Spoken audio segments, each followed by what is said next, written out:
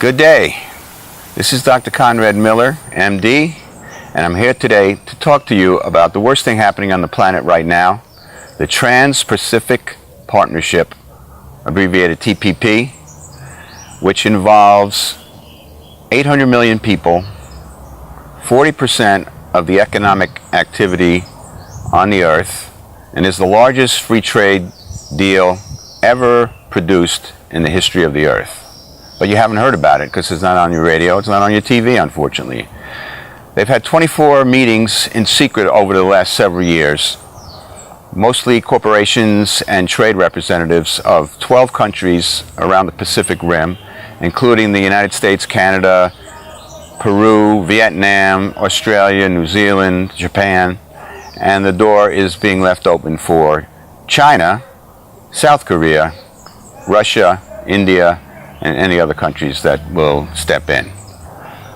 Okay, the big thing is that corporations, as if they were states, can challenge countries, any law in these countries, for example, federal, state, or local laws in the United States, in secret courts or tribunals where three men, usually it's men that are the judges, they're all trade lawyers, usually decide in favor of the corporation 90% of the time or more, as in NAFTA or the World Trade Organization, previous free trade agreements, that whatever law is challenged is an illegal barrier to free trade and it has to be changed or eliminated, or the country has to pay expected future profits that could have been made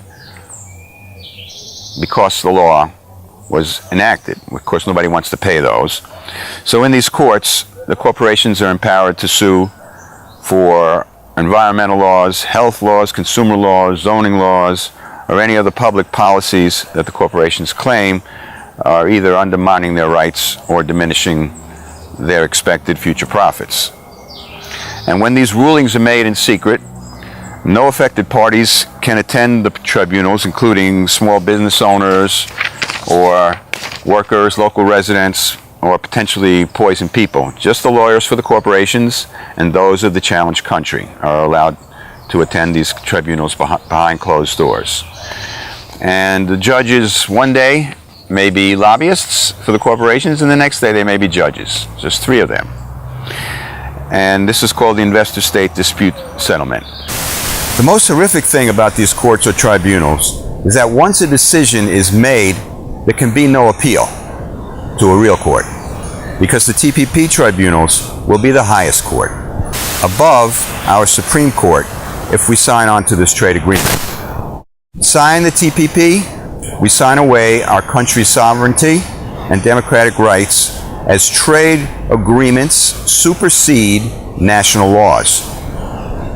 For what we would be doing to ourselves is putting the hammer down for the corporations and banks to tighten their grip on the new world order we keep grimly hearing about. So all of the Trans-Pacific Partnership, they've met in secret. They've developed 29 chapters, and only 5 deal with tariff and trade, and the rest protect the corporations, or as Jim Hightower says, the other 24 chapters consist of various ways to free rapacious corporations from any accountability for the havoc they wreak and from any responsibility to the world community's common good. So that's what can happen in the trade courts. Now, specifically, there are things that are written up about food safety. For example, in the United States, we have the highest food standards, and we have to harmonize ours down to international standards. Things that also can be challenged are the labeling of genetically modified food. 90% of Americans want their GMOs labeled, their soy, their canola, their cottonseed oil. And some states have passed laws that will make it necessary to label genetically modified organisms and crops and food. But these laws can be challenged in these little trade courts or tribunals. Mexico, for example, in 2000, the Senate unanimously backed GMO food labeling, and within 3 months the United States threatened to impose sanctions via NAFTA, that was the North American Free Trade Agreement, and the decision was reversed. Then there's also country of origin labeling for meat, and 90% of Americans also favor that, and that can be challenged. Then there's the internet. You can go to the internet, we can look up things very quickly, we can see how a jellyfish swims,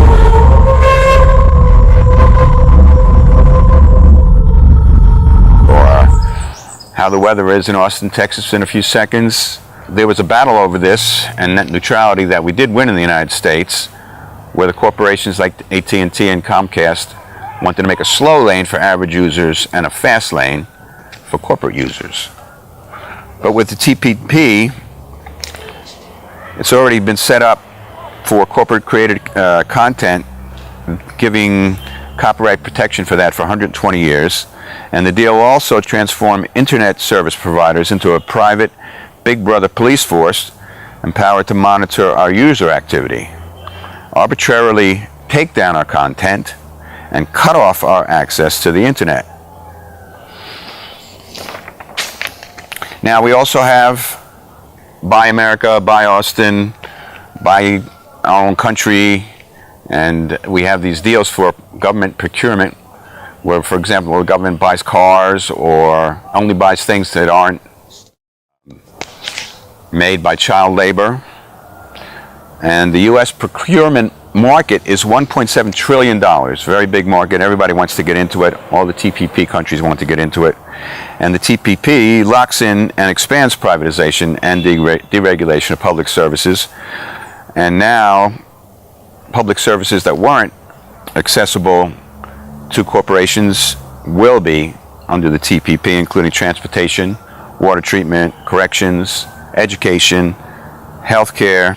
Then there's fracking, where the Department of Energy will lose control over how much fracking is done, and the environmental impact will not be studied. It's important because Japan, one of the main countries in the TPP, is the world's largest natural gas importer, so we would expect more fracking to be done in the United States and lose control of how much is done and what environmental damages result. Then we'll lose a lot of jobs. We've already lost about 6 million jobs because of the various trade agreements that exist.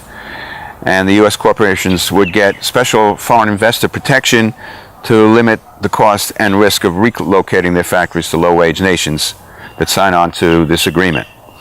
But Vietnam, for example, the United States Department of Labor has cited Vietnam as one of only 3 countries in the world to engage in forced child labor in its apparel industry.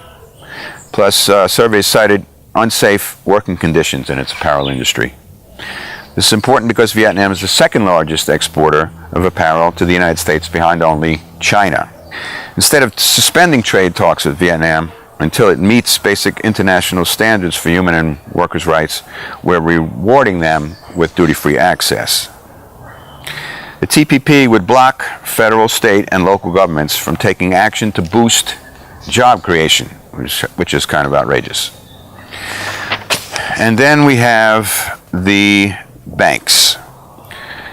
The banks are one of the big authors of most of these other 24 chapters in the TransPacific Partnership, and they basically don't want any of the rules that normally would protect the government, the people, from the banks, like transaction taxes, or also called Robin Hood taxes, which are already approved in 11 European countries. That's imposing a tiny tax on Wall Street transactions to tamp down speculation-fueled volatility, while generating hundreds of billions of dollars worth of revenue for social, health, or environmental causes. Then there are firewall reforms that have been blocked by the banks writing them into the TPP. TPP could ban capital controls, which even the International Monetary Fund is in favor of. Basically, extreme deregulation is the problem, and we know that hasn't worked in the United States, and now the TPP is taking that up. So basically, the TPP creates permanent corporate rule over us and all the other countries in the TPP. If we want to make a change in the TPP, we have to get all 12 countries to agree to that change. Otherwise, nothing can be changed. In 2010, all the nations involved signed a formal pledge to keep the details of their deliberations from the public and to keep documents related to the deal undercover until 4 years after the process is completed. And Ron Kirk, who was Barack Obama's top trade representative, said that locking out the people is necessary because the deal's details would outrage Americans and spook Congress from rubber stamping it. So even though Congress has to regulate commerce with foreign nations, the game is President Obama and the Republicans especially want to, instead of open the whole TPP to Congress and review everything, they want to fast track it, which means everybody can only vote yes or no on the whole deal, one way or the other, and that's the end of it. So the ultimate answer is, we've stopped things like this before. We have to say no to fast track, which may come up in the Congress in March. It may take 60 days to pass. If not, we can block the Trans-Pacific Partnership and fast track. You can call 202-224-3121 and call your congressman, and we'll leave some other numbers and contacts for you. This is Dr. Conrad Miller. Thank you very much. No to fast track, no to the Trans-Pacific Partnership.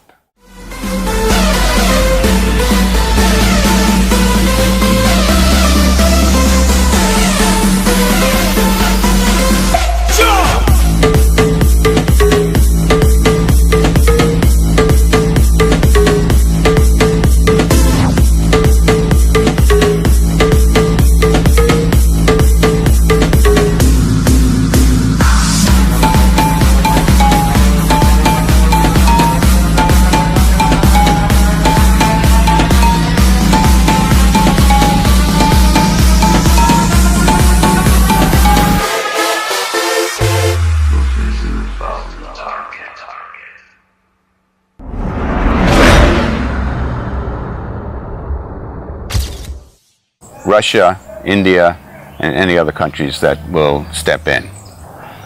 Okay, the big thing is that corporations, as if they were states, can challenge countries, any law in these countries, for example, federal, state, or local laws in the United States, and secret 40% of the economic activity on the earth, and is the largest free trade deal ever produced in the history of the earth. But you haven't heard about it because it's not on your radio, it's not on your TV, unfortunately. They've had 24 meetings in secret over the last several years. Good day.